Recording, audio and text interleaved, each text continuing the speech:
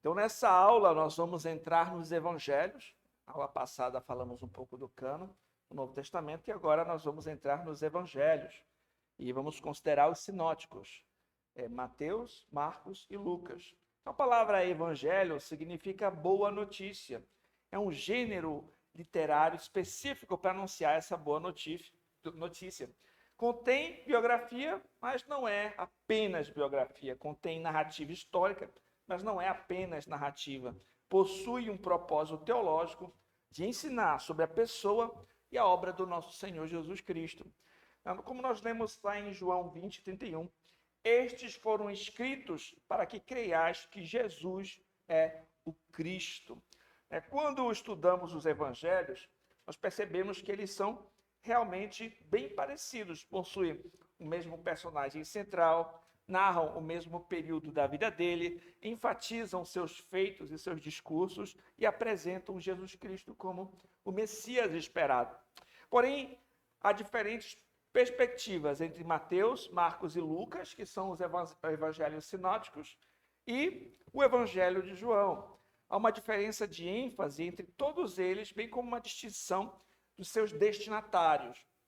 Desse modo, os 4 evangelhos nos apresentam uma visão ampla da pessoa e da obra do nosso Senhor Jesus Cristo. Então, Mateus vai enfatizar Jesus como rei, Marcos enfatiza o Senhor Jesus como servo, Lucas enfatiza o Senhor Jesus como homem e Deus, e João enfatiza Cristo divino, Cristo como o Cristo divino. Jesus como Cristo divino. E agora nós vamos entrar nos evangelhos sinóticos.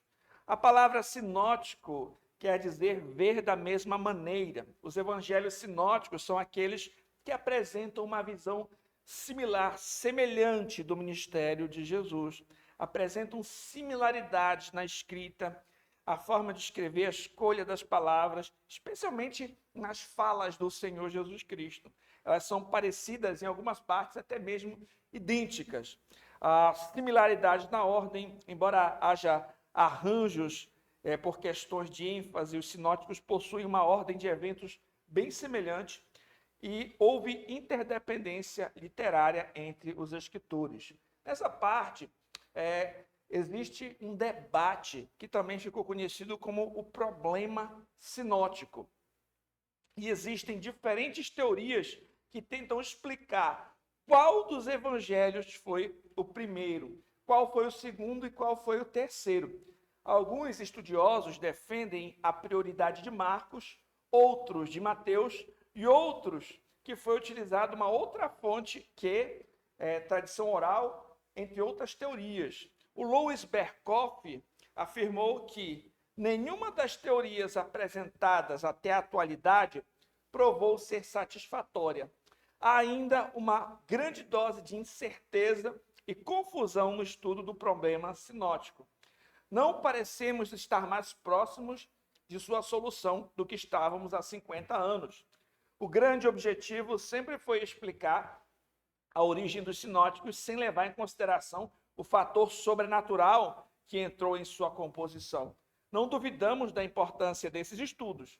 Eles já nos ensinaram muitas coisas boas a respeito da origem dos evangelhos, mas eles provaram ser insuficientes para levar a solução final para o problema, certo? Então, o Berkhoff mostra aqui que, de fato, existe um debate que se tornou inconclusivo, né? Todas essas possibilidades de quem veio primeiro, de qual foi a fonte utilizada, etc., não chegou-se a um denominador comum em que todos estão em consenso. Então, eu trouxe a vocês aqui também as teorias que tem sobre esses assuntos neste quadro aqui, certo? No diagrama A, B e C. Então, são teorias a respeito da possibilidade, da prioridade de cada um dos evangelhos e de fontes externas. E o professor Barcelos, em suas classes do Novo Testamento, apresenta uma hipótese da ordem dos evangelhos. Como eu falei, essas teorias elas são hipóteses, são possibilidades, algumas mais plausíveis que as outras, mas é em relação à ordem dos evangelhos. o professor Barcelos falou o seguinte, essa é a ordem dos eventos que ele entende que pode ter acontecido.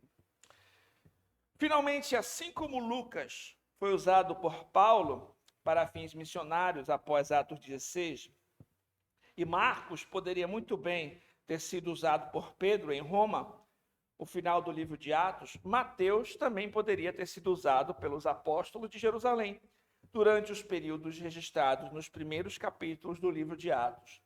Os evangelhos sinóticos, em relação ao livro de Atos, se parecem com isso. Mateus foi escrito para o ministério tendo em mente os judeus palestinos e correspondente ao ministério dos apóstolos em Jerusalém e nas áreas circunvizinhas. Isso está registrado nos primeiros capítulos do livro de Atos. Isso ocorreu durante a década de 40. Marcos foi escrito para o ministério em Roma, em meados da década de 50. Lucas foi escrito para o ministério ligado a Paulo, algum tempo após o início da segunda viagem missionária, em meados da década de 50. Então, o professor Barcelos defende aqui que foi primeiro Mateus, depois Marcos e Lucas, da forma como está organizado ali mesmo no Novo Testamento. Então, seria mais ou menos essa ordem de eventos. Após discutir sobre o assunto, apresentando argumentos e evidências patrísticas sobre, ele conclui. Então, o pastor Richard Barcelos, nas notas dele, vai apresentar vários argumentos, citações de pais da igreja, informações, o porquê ele defende também essa visão que eu apresentei aqui a vocês. Então, após discutir sobre o assunto, ele conclui. Considerando todas as evidências acima, pode-se afirmar com segurança o seguinte. Primeiro, não é apenas plausível, mas altamente provável que Mateus tenha escrito o seu evangelho primeiro. A única razão pela qual digo altamente provável é porque as fontes usadas para estabelecer essa hipótese, em sua maioria, não são fontes inspiradas e infalíveis. Não há evidências em contrário até o século XX, e essas evidências se baseiam apenas em análise literária ou evidências internas, podendo ser facilmente interpretadas para se adequarem a uma hipótese de prioridade mateana. Segundo, assumindo a dependência literária intersinótica em algum grau, uma hipótese da prioridade mateana pode explicar as diferenças e semelhanças nos sinóticos. Tanto Marcos quanto Lucas escreveram com propósitos distintos, de modo que o conteúdo e a ordem de suas obras refletem esses propósitos. É verdade que a prioridade mateana não transforma o problema sinótico em uma solução simples para as questões em jogo. O que ela faz é fornecer uma hipótese que permite que evidências externas e internas funcionem simultaneamente durante a sua formulação. Então, o professor Barcelos defende a prioridade de Mateus. Né? Então, quem começou o primeiro evangelho, de acordo com o nosso professor Barcelos, foi Mateus. E vocês vão receber mais material sobre esse assunto para estudo posterior. Vamos entrar agora neste evangelho de Mateus. E o título do evangelho de Mateus, o título leva o nome do seu autor, que foi o apóstolo Mateus. Mateus foi um dos apóstolos de Cristo, que fora coletor de impostos. Ele escreveu o primeiro evangelho. Tanto Clemente de Roma, Policarpo, Tertuliano e Orígenes são alguns exemplos dos pais da igreja que atribuem esse evangelho a Mateus. E, além disso, encontramos as amplas citações e moedas que apontam conhecimento do autor sobre o assunto, bem como a enorme compreensão da geografia, história, escritos judaicos aponta para um escritor judeu. Todas essas evidências apontam para uma autoria mateana deste evangelho. Ou seja, tanto evidências dos pais da igreja, quanto evidências internas na carta, quanto o conhecimento, né, que esse autor demonstra, indicam que Mateus foi, de fato, o autor desse evangelho. Qual foi o contexto, o pano de fundo desse evangelho? Muitos estudiosos afirmam que esse evangelho foi escrito na Palestina ou Síria, bem como os destinatários devem ser dessas regiões. As citações de Inácio de Antioquia apontam para isso. A forma como Mateus escreve sinaliza a sua audiência predominantemente judaica ou judaizada. Possivelmente, a ocasião da escrita desse evangelho se deu no ambiente de tensão entre judeus e cristãos. Eu sei que algumas vezes eu pulei o esboço, mas nesse aqui eu gostaria que nós dessemos uma olhada, porque nós vamos observar que Mateus organizou a sua obra em torno de 5 grandes discursos.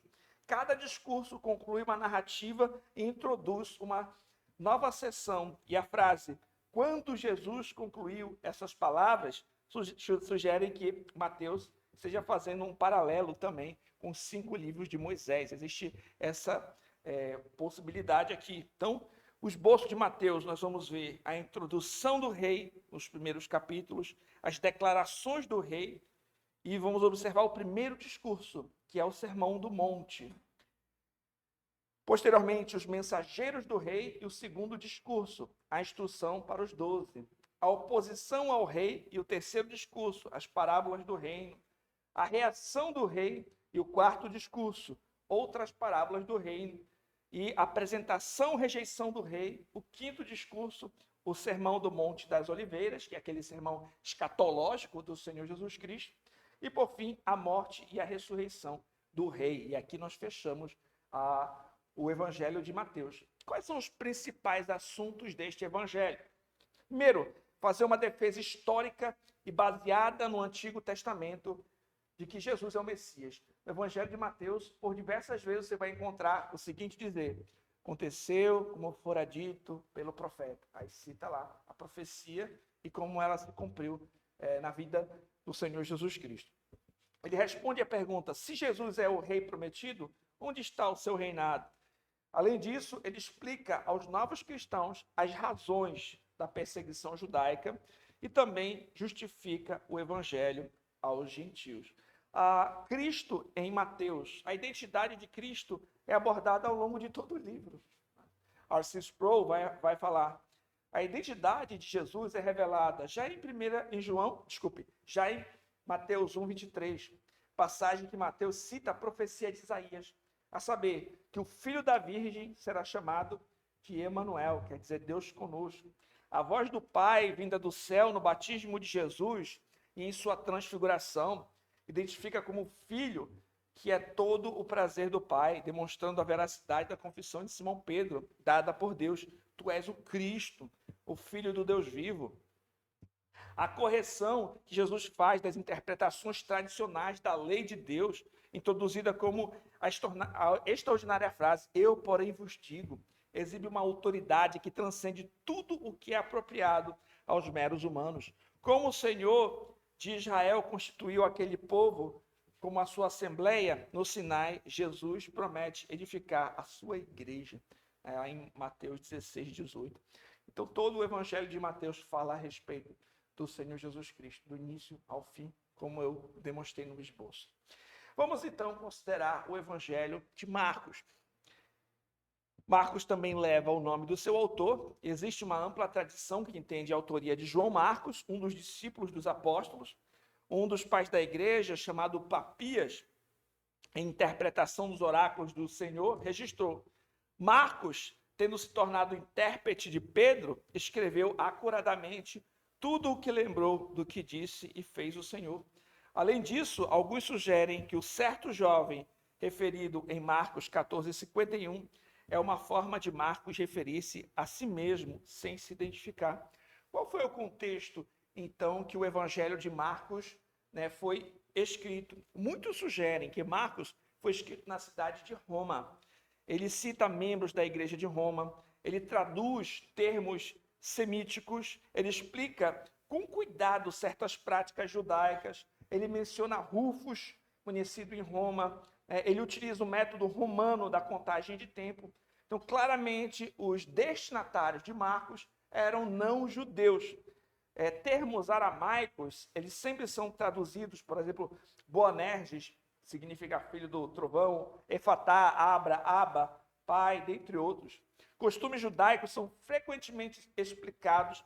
Além disso, encontramos a menção da cessação de rituais da lei mosaica, bem como a menção da confissão de um centurião romano. Os destinatários, portanto, eram cristãos gentios na cidade de Roma, que não conheciam a língua e os costumes judaicos, mas eram familiarizados com o Antigo Testamento. Qual é o conteúdo do Evangelho de Marcos? Marcos apresenta Jesus como o filho autoritativo de Deus, conquistando os poderes do pecado, da morte e das forças demoníacas e oferecendo a vida eterna a todos os que creem e tomando a sua cruz, a todos que creem e tomam a sua cruz para segui-lo. Os principais assuntos de Marcos são exibir Jesus como filho de Deus, é o principal propósito de Marcos. Ele apresenta uma descrição do Evangelho, ele faz um chamado à imitação de Cristo, ele exibe o ministério de Cristo aos gentios, ele mostra como o cristianismo é sujeito à má interpretação. E os versículos estão ao lado de cada uma dessas afirmações para os irmãos conferirem nas Escrituras. Cristo em Marcos.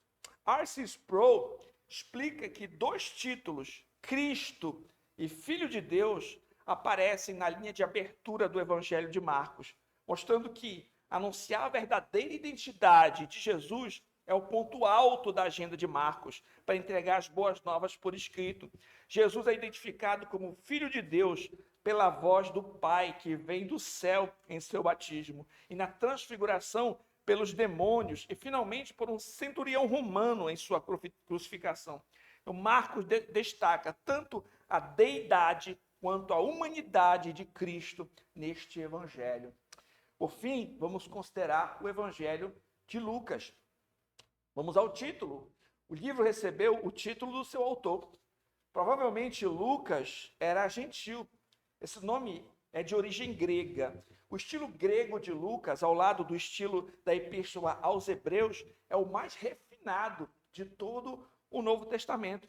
Paulo chama Lucas de o médico amado, em Colossenses 4,14. E essa descrição é confirmada pelo interesse por enfermidades e usos médicos também, que são notados neste evangelho. Por exemplo, em Lucas 14,2, ele fala de um homem hidrópico, né? Então, termos médicos, assim como Mateus entende de moeda, né? Lucas entende de termos médicos aqui. Então, o Evangelho de Lucas e o livro de Atos dos Apóstolos possuem o mesmo autor, visto que ambos contêm uma dedicatória a Teófilo, ambos compartilham de interesses comuns e de um só estilo de redação. Então, Lucas e Atos, né, se complementam e foram escritos pelo mesmo autor. O livro de Atos faz alusão ao primeiro livro, lá em Atos, capítulo 1, verso 1.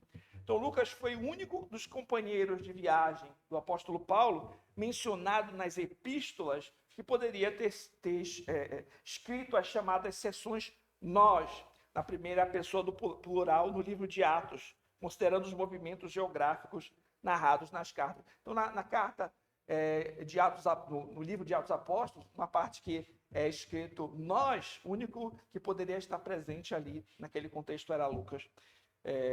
As antigas tradições confirmam a autoria lucana e o cânon moratório, o prólogo antimarcionista de Lucas, Irineu e ainda outros autores que estão posteriores defendem a autoria lucana. Então, Lucas foi o autor deste evangelho.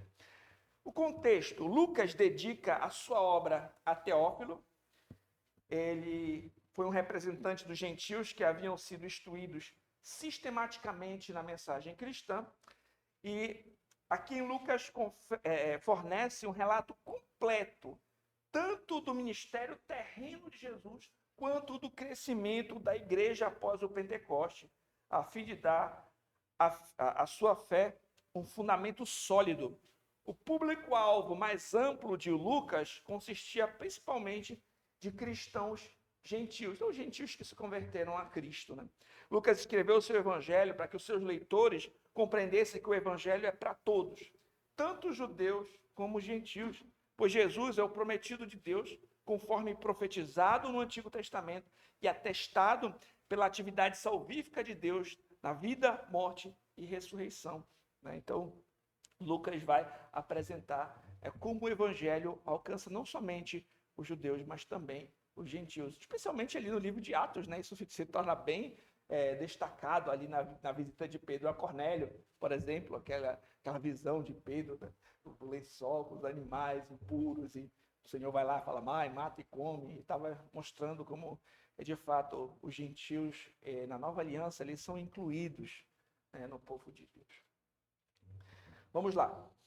Então, o conteúdo de Lucas. Lucas fornece o relato mais longo e mais ordenado do nascimento, infância e ministério adulto de Jesus. Ele oferece aos leitores gentios uma defesa histórica do cristianismo e inclui eventos e parábolas não encontradas nos outros evangelhos. Então, também tem outras contribuições ali no evangelho de Lucas. Quais são os principais assuntos encontrados no evangelho de Lucas? Primeiro, a narrativa de Lucas, como um todo, segue a cronologia da vida e morte de Cristo. Nenhum evangelho contempla uma gama tão completa de subgêneros quanto Lucas.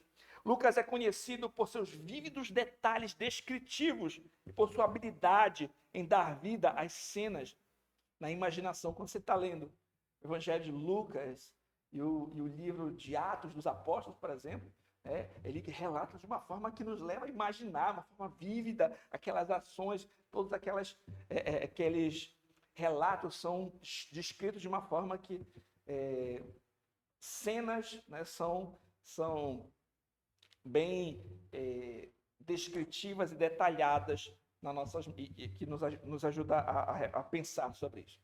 Então, o Evangelho de Lucas tem uma unidade fundamental na pessoa de Jesus Cristo e na sua missão de buscar e salvar os perdidos.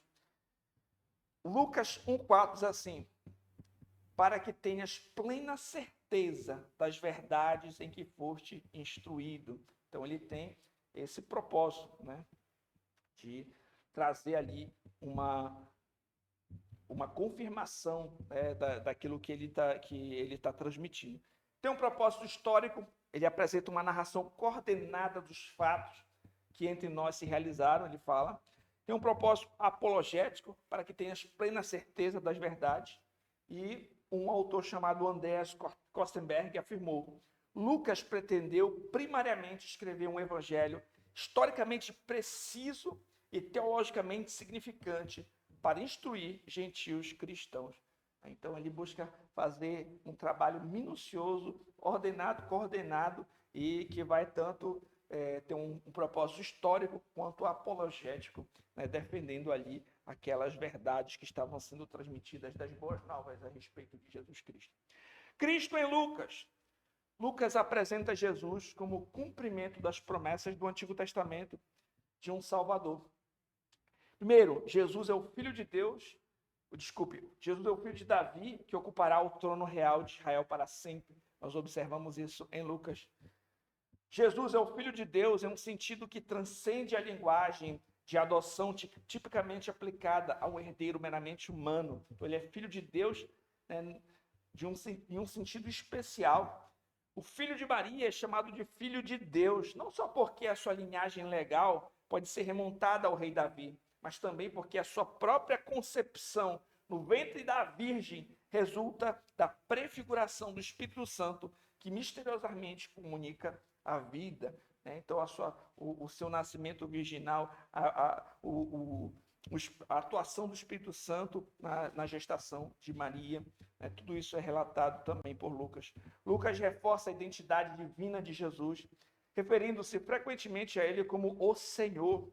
Jesus também é o servo sofredor. As Escrituras mostravam que era necessário que Cristo sofresse antes de entrar em sua glória. Lucas também descreve isso. Como servo do Senhor, prometido através de Isaías, ele agrada plenamente a Deus, ele é luz para os gentios, é resoluto em enfrentar o sofrimento que lhe foi designado, está preparado para ser contado com os transgressores. Assim, Jesus é não só o Cristo do Senhor, mas também Cristo, o Senhor. Isabel, por exemplo, saúda Maria como a mãe do meu Senhor. Lucas reforça a identidade divina de Jesus, referindo-se frequentemente a ele como o Senhor. Então, o Evangelho de Lucas traz essa poderosa contribuição na nossa compreensão a respeito da vida e obra do nosso Senhor Jesus Cristo. Então, nós finalizamos aqui os evangelhos sinóticos e na próxima aula nós vamos considerar o evangelho de João.